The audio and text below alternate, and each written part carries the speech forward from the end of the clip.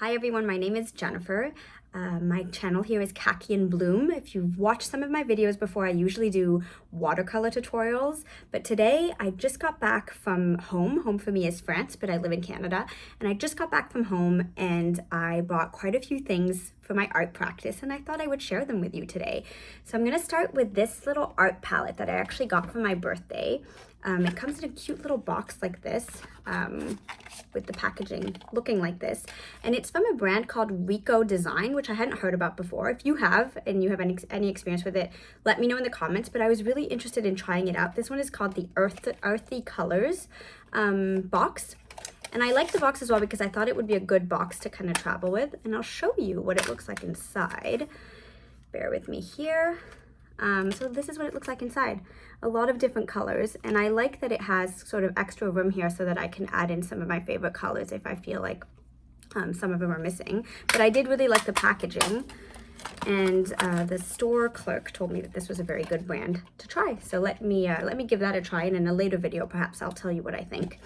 Then I went to a store that I really like that we don't have here in Canada, but if you're European or have traveled through Europe, you will most likely know it, and that's Sostrene Grene. I hope I'm pronouncing that right, but I'll put all the information in the description box if you're interested in learning more. But it's a just very affordable store that has a whole host of different things, from art supplies to crafty bits and bobs to home decor pieces to things for your kitchen, just a whole bunch of different things at very affordable prices, usually pretty good quality, and also just kind of neat things you might not find elsewhere. So the first thing I got from Sostrene Grene is this little box of watercolors, and it's tiny, and it was very inexpensive. I want to say around €6, but I'll find it if I can and put it in the description box.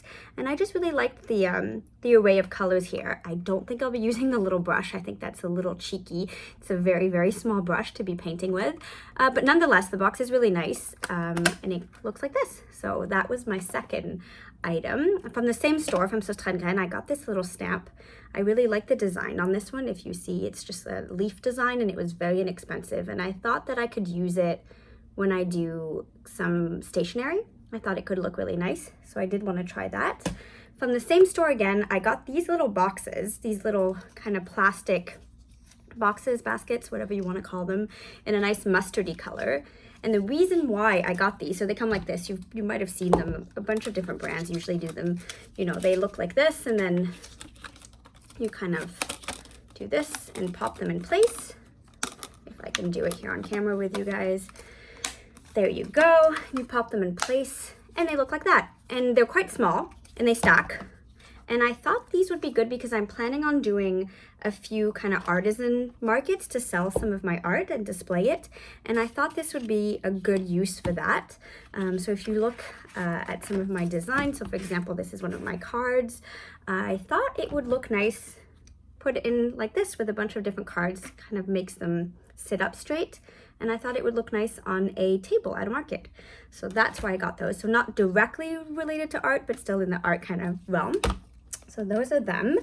Let me see, what else do I have to show you? Oh yes, from Sostrene Grene as well, I got, and I was very excited about this palette. It's a lemon. If you've seen my work before and the work I just showed you, you'll know that I'm quite partial to lemons. This was actually, I have the price back here, or do I? Yes, it was I want to say €5. So very inexpensive, and it was the last one in the store, so I was very excited to grab it. And it's just a really nice small palette. I can mix a bunch of different colors on it, and it's just aesthetically pleasing, which is always a plus, and it's made of ceramic, which I always prefer to plastic if I can, so I'm very excited to use this. What else did I get? Oh yes, I got, and this is a little unusual and actually not usually really my style, but I saw it in a little market where there was a little antique table with a lovely woman who scours other antique markets and kind of finds things that she likes and brings them. And I saw this, and I don't know, I could not resist. I will show you.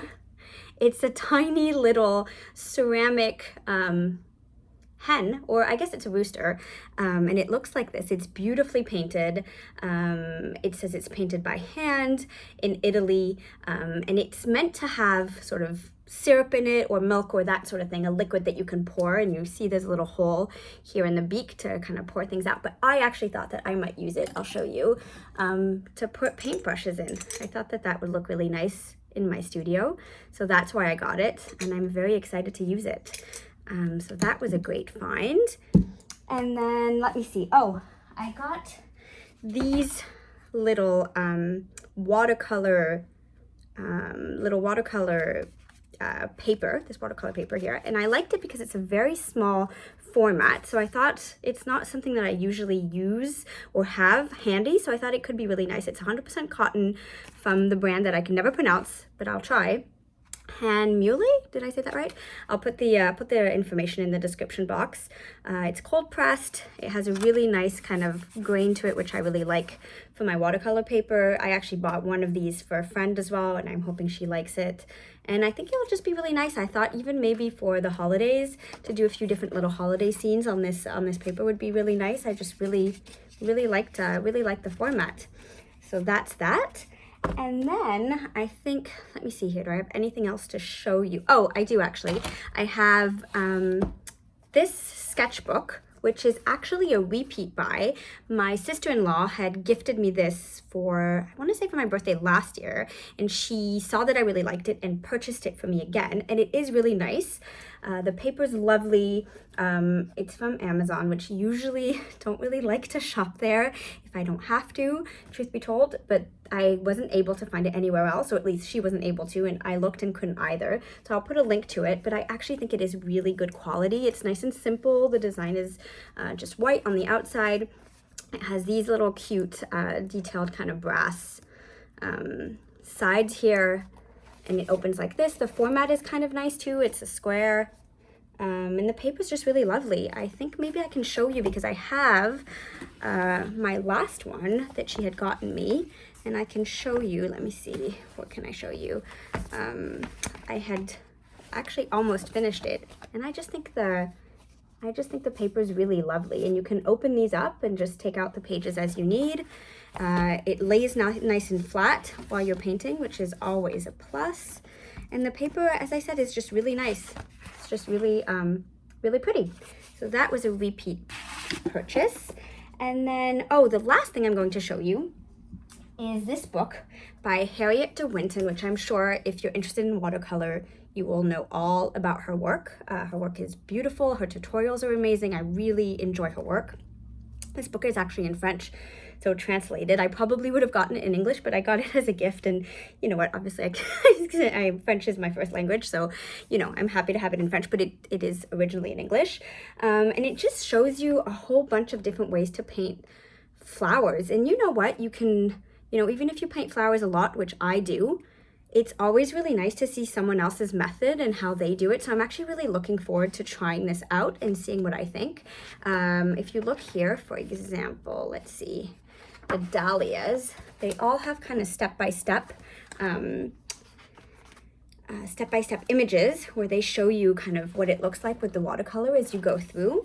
And there's a bunch of different ones, and it's very well explained. I kind of had a browse already, and read some of the description, and it's just very well explained. So I'm really looking forward to trying out some of these florals. And I think it's always a good idea to, you know, do tutorials or get books, even if it's something like watercolor that you might be doing on your own. If you're no longer kind of a novice, I think it's really nice to be able to actually try to do someone else's method. You might always learn something. At least I know that I do. And this book just looks absolutely lovely. So there's 30 different projects in here, and I'm really looking forward to trying them out. And I'm looking here, but I think that's it. So thanks for watching this video. If you have, it's a little bit different from my usual content. If you liked it, please leave me a message down below and tell me that you like this kind of video, and I will do more of them. But I thought it would be nice to maybe show my face on here and tell you what I bought during my trip in France and what I'm excited to use for my watercolor projects for the next couple of months. So there you go. Thank you for watching.